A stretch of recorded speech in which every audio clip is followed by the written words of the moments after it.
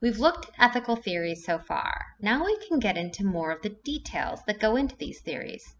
These theories will ultimately help you with your work. But first, we need to discuss the relationship between norms and morals. Both deal with right and wrong, but in different ways. When it comes to normative ethics, norms are standards of good behavior. These standards are determined and supported by a particular society. A norm would dictate right or wrong. There's no real value judgment, just the way things are in a particular culture. Each culture will have different norms. Sociologists speak of at least 4 types of norms: folkways, mores, taboos, and laws. Social norms in Western culture can include shaking hands when you meet someone, or making direct eye contact with the person you are speaking with.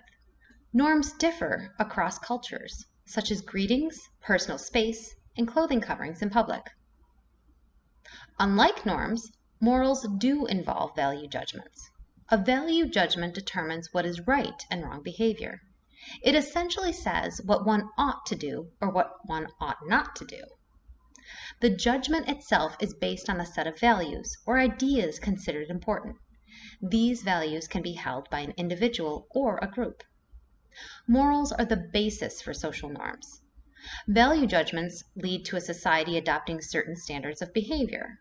For example, it is moral to respect other people's opinions.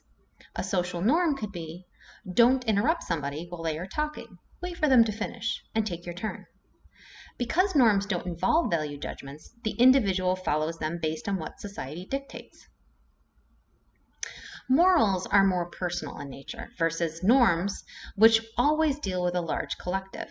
This can create conflict, especially when we consider and recognize the cultural and contextual differences in each community of 7.5 billion people. One's own morals might not align with one's cultural norms. We may be pressured to conform to norms even if our morals disagree, and sometimes we may want to resist norms in favor of our own morals. That tug of war can be difficult for anyone, including an ethicist.